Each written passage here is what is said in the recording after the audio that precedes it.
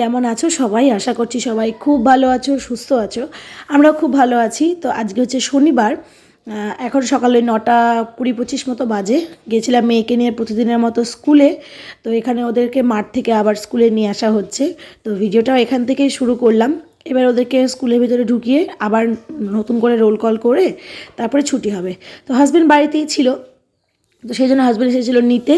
তো এখন যাচ্ছি বাড়ি। আর বাড়ি গিয়ে মানে এখানে আমাদের আলোচনা হচ্ছে যেহেতু শনিবার সারাদিন ছুটি, কি করা যায়। তো সেরকম কিছু সুরাহা হয়নি। তো সকালে ব্রেকফাস্টে বাড়ি গিয়ে মেয়ে স্কুল ইউনিফর্মটা চেঞ্জ করিয়ে আমরা গিয়েছিলাম আমাদের ফেমাস ডিস্কো মোড়ের ডালপুরি খেতে। কারা কারা ডিস্কো মোড়ের ডালপুরির কথা শুনেছো জানিও। তো এইখানে এসেছিলাম, আর এখানে গরম গরম তেলে শুধু ডালপুরিগুলো ছাড়ছে, আর প্রত্যেকটা ডালপুরি না বেলুনের মতো একদম ফুলে ওঠে। তো ভিড় এখানে, এটা আজকে নতুন নয়, শনিবার বলেও নয়, প্রতিদিন মানে যখন দোকানটা খোলা থাকে আর কি, তখনই এরকমই হয়।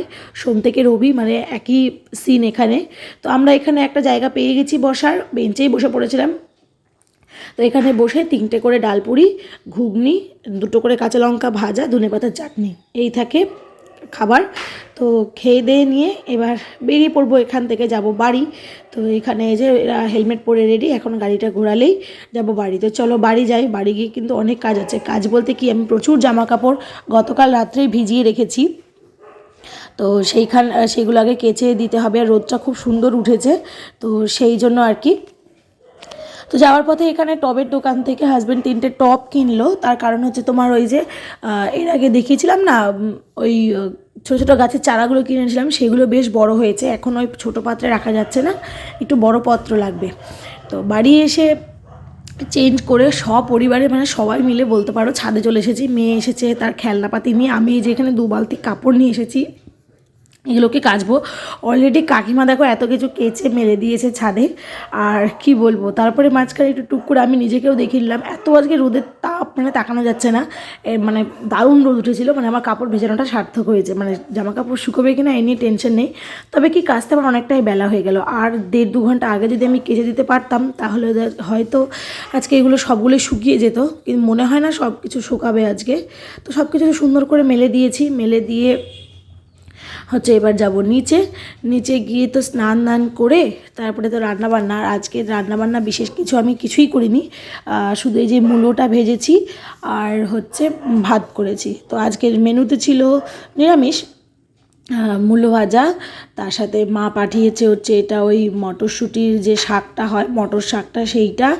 এইখানে আছে একটু বিনস, আলু আর শিম দিয়ে ভাজা, আর 1 পিস বেগুন ভাজা। তার কারণ আমি তো অ্যালার্জি খাবো না, হাজব্যান্ডের জন্য শুধু 1 পিস বেগুন ভাজা দিয়েছে। আর এইখানে লাউয়ের ডোগাটা, মিষ্টি কুমড়ো, যাই হোক কোনো কিছুর একটা শাক ছিল, সেইটা দিয়ে ডালের বড়া দিয়ে ছিম আলু সব কিছু দিয়ে সুন্দর সর্ষে বাটা, এত সুন্দর মানে এত টেস্টি হয়েছিল এটা খেতে, কি বলবো। আর এইখানে তো রয়েছে ভাত, প্রেশার কুকারেই ভাত করেছি, যেহেতু রাতে রুটি খাবো, তো সেই জন্য এখন দুজনের সমান ভাতটা আর কি প্রেশার কুকারেই করে নিয়েছি। আর মেয়ে গেছে দাদার সাথে আমাদের ওই বাড়িতে, সারাদিন থেকে বিকেলবেলা চলে আসবে। তো খাওয়া দাওয়ার পরে একটু রেস্ট নিয়েছিলাম। নেওয়ার পরে শ্যাম্পু যেহেতু করেছিলাম, না শুকিয়েছে আমার চুল, আর না শুকিয়েছে আমার কাচাকুচি সব কাপড়গুলো, সব যেরকমই ভেজা আছে, হাতে গোনা কয়েকটা শুকিয়েছে। এই যে এই কটা বিছানার চাদর, হাজব্যান্ডের এই কী বলে শর্ট কুর্তাটা, আর 2-1টা ছোটো ছোটো জিনিস শুকিয়েছে।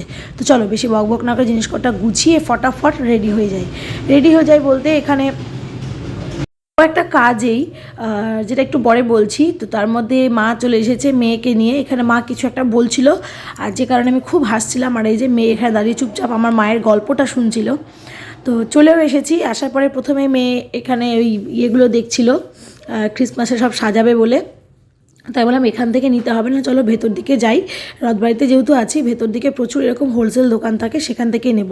আর যেটা আজকে নেওয়ার জন্য মেইনলি এসেছিলাম, সেটা হলো আমার ইউটিউবে ভিডিও করার জন্য সবথেকে প্রয়োজনীয় যে জিনিসটা, একটা ট্রাইপড। এটাই আমার ছিল না, তো এটাই নিতে এসেছিলাম আর কি। তো নেওয়া হয়ে গেছে। তারপরে এবার মেয়ের ওটা তো নিতেই হবে। আর এখন যেহেতু বড় হচ্ছে, আগে না সত্যি ছোটোবেলায় আমাদের এইসব কোনো বাতিক ছিল না, কিছুই ছিল না। শুধু 25 ডিসেম্বরে বাবা একটা করে কেক নিয়ে আসতো, সেটা খেতাম, ব্যাস হয়ে যেত। কিন্তু এখন তো কিছু করার নেই, এখন সময় আর কি বলবো, সময় এগোচ্ছে, দিন পাল্টাচ্ছে। এবার মেয়ে স্কুলে শুনেছে বান্ধবীরা হয়তো সবাই সাজাচ্ছে, এবার ওরও নিতে ইচ্ছে করেছে।